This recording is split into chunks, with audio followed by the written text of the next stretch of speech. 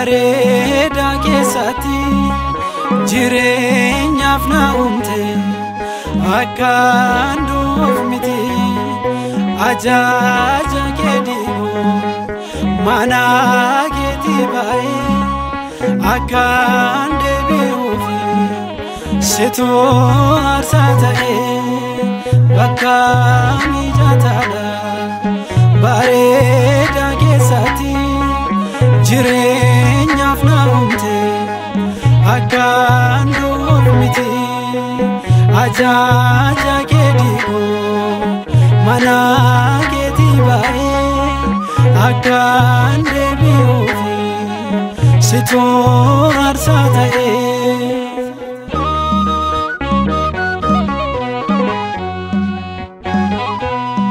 magaalaa duwwaati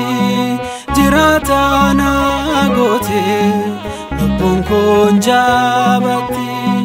siin dhaggeeffatte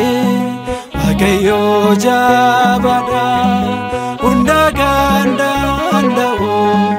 ani saataan argaa kan amma kee ga'u bakka mijataadha bareeda keessatti jireenyaaf na uumte akkaan duuf miti ajaaja keetiibu mana keetii baay'ee akkaan deebi'uufi situ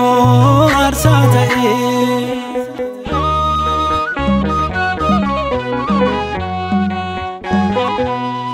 fayyina na laatte ana fannifamte jireenya na dhabde du'a koo hambiste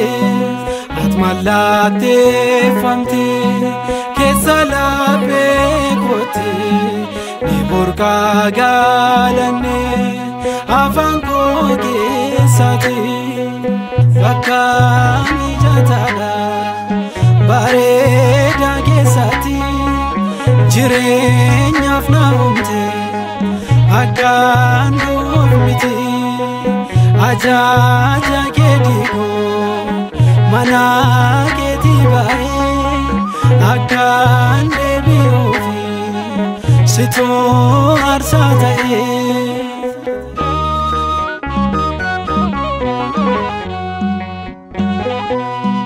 afurree kee geesse karaa qulqulluurraa ofii na jaallate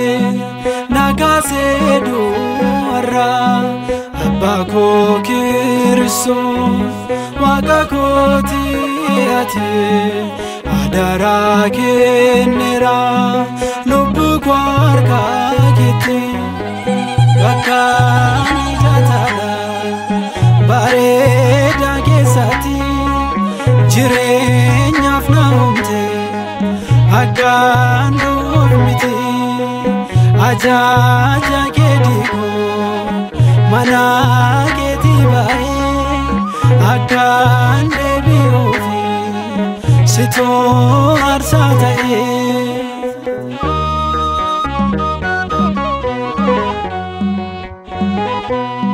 si faarfadheen kufu si galateeffadhe anatee na goote yeroo hundaa dubbadhe olmaat narraa jira akkamiin callisa umurii koo guutuu gocha kee odeessa bakka mijataadha bareeda keessatti jireenyaaf na uumte akkaan duuf miti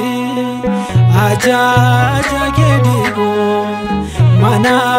keetii baay'ee akkaan deebi'uufi situ aarsaa ta'ee bakka mijataadha bareeda keessatti jireenyaaf na uumte akkaan duuf miti ajaaja keetiibu mana keetii akkan deebi'uufi situ aarsaa ta'e